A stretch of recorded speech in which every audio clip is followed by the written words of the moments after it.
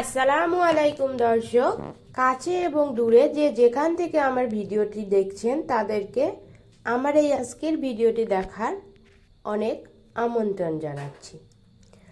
আজকের আয়োজনে থাকছে বাচ্চাদেরকে কখন এবং কিভাবে ডিম খাওয়াবেন সেটাই তোমাদের সঙ্গে শেয়ার করব।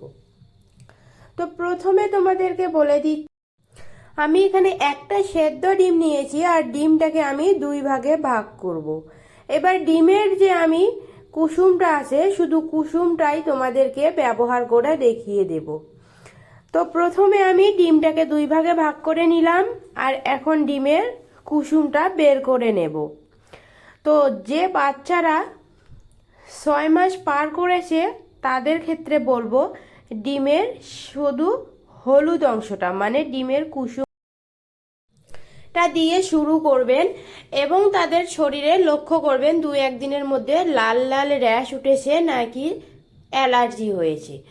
যদি তাদের শরীরে কোনো লাল র্যাশ না ওঠে বা অ্যালার্জি না হয়ে থাকে তবে সেক্ষেত্রে বাচ্চাদেরকে 8 মাসের পর থেকে ডিমের সাদা অংশ অর্থাৎ পুরো ডিমটাই তোমরা দিতে পারো।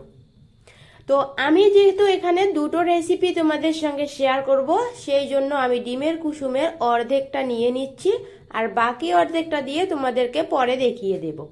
তো এবার যে বাচ্চারা ফর্মুলা মিল্ক খায় সেই বাচ্চাদের ক্ষেত্রে প্রথমে ডিমের কুসুমটা একটু কাঁটা চামচের সাহায্যে ম্যাশ করে নেবেন।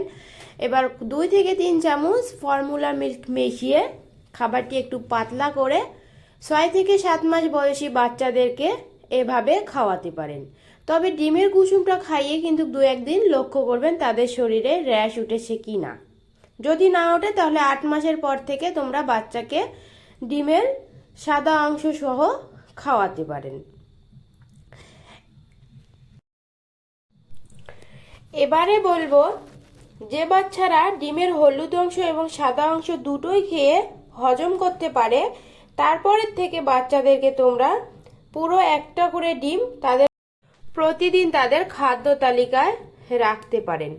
বাচ্চাদের সারাদিনের ক্ষয়পূরণ এবং পুষ্টির অভাব দূর করতে কিন্তু ডিমকে ডক্টররা সুপারফুড বলে থাকেন। তো প্রথমে আমি ডিমের কুসুমটা নিয়েছি, দ্বিতীয় রেসিপি তোমাদের সঙ্গে শেয়ার করছি।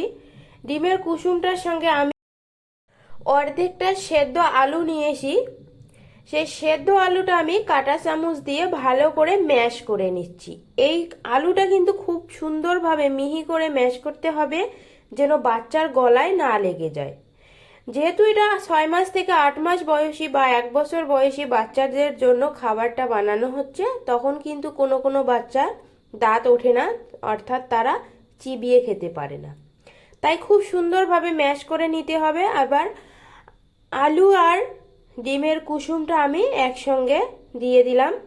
সঙ্গে এখানেও আমি যে বাচ্চারা ফর্মুলা মিল্ক খায় সেখানে আমি ফর্মুলা মিল্ক ব্যবহার করব আর যে বাচ্চারা ফর্মুলা মিল্ক খায় না তাদের ক্ষেত্রে এখানে আমি নর্মাল বিশুদ্ধ খাবার পানিটা ব্যবহার করব। সেম আগের ক্ষেত্রেও প্রথম রেসিপিটা যে শেয়ার করেছিলাম সেখানেও যে বাচ্চারা ফর্মুলা মিল্ক খায় না তাদের ক্ষেত্রে বলবো পানি দিয়ে কিন্তু ডিমের কুসুমটা গুলিয়ে খাইয়ে দিতে পারেন অথবা মায়ের বুকের দুধ দিয়েও কিন্তু ডিমটা গুলিয়ে খাইয়ে দিতে পারেন। তো এবারে আমি ফর্মুলা মিল্ক, আলু আর ডিমের কুসুমটা ভালো করে ম্যাশ করে নিয়েছি আর এটা কিন্তু একটু ভারী হয়ে গেছে। যে বাচ্চারা ভারী খাবার খেতে পায় না তাদের ক্ষেত্রে একটু দুধ দিয়ে খাবারটা খাইয়ে দিতে পারেন। তো বন্ধুরা আজকের ভিডিও এই পর্যন্ত।